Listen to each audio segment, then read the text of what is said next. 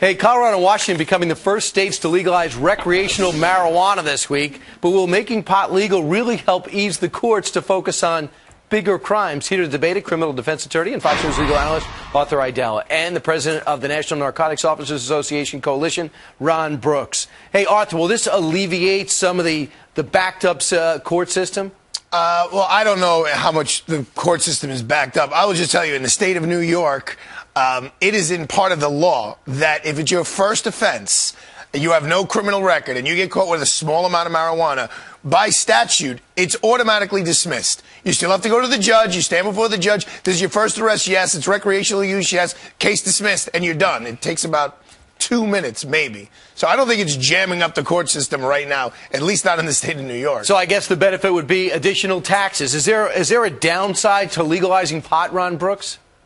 Yeah, there's a couple of things. I think, first of all, it sends a bad message to our kids.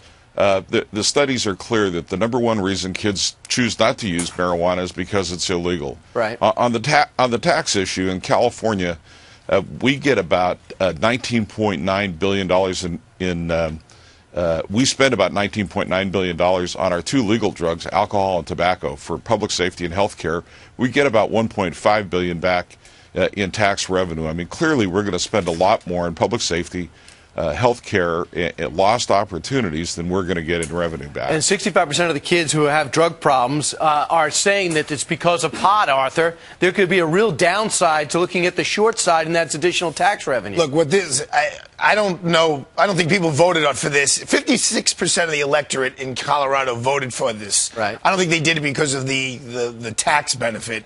I think they did it. It's almost going to look. It's going to be an experiment, Brian. It's going to say, hey, is this really a gateway drug? This is going to. Let's go on. Let's see what happens over a year. Is the rise of cocaine going to go up? The rise of heroin going to go up? Is crime going to go up? Or is everything going to stay basically the same? Where then the law will probably stay the same. People are smart. If things change drastically in their community, Ron, they'll change the law. Ron, do we need this laboratory? We don't need this laboratory. We tried it in Alaska, 78 to 90, 50% increase in teen marijuana use across the state of Alaska compared to the rest of the United States. I mean, we've already got in 15 of our states more drugged drivers, marijuana drivers, than we have alcohol drivers. It derails kids. It's an addicting drug. The studies are all clearly in. It could trigger schizophrenia. It triggers bipolar disease. Right. It just gives kids. It is just hard on kids who have a hard enough time. The federal government has the ability to shut this down if they want to. Eric Holder, marijuana is not legal federally.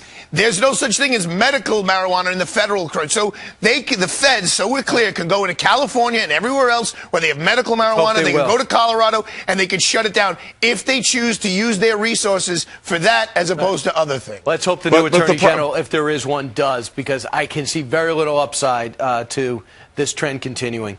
Ron Brooks, thanks so much for your work. Arthur Aidala, always great. Thank you. All right. All right, and Arthur, don't touch my stuff.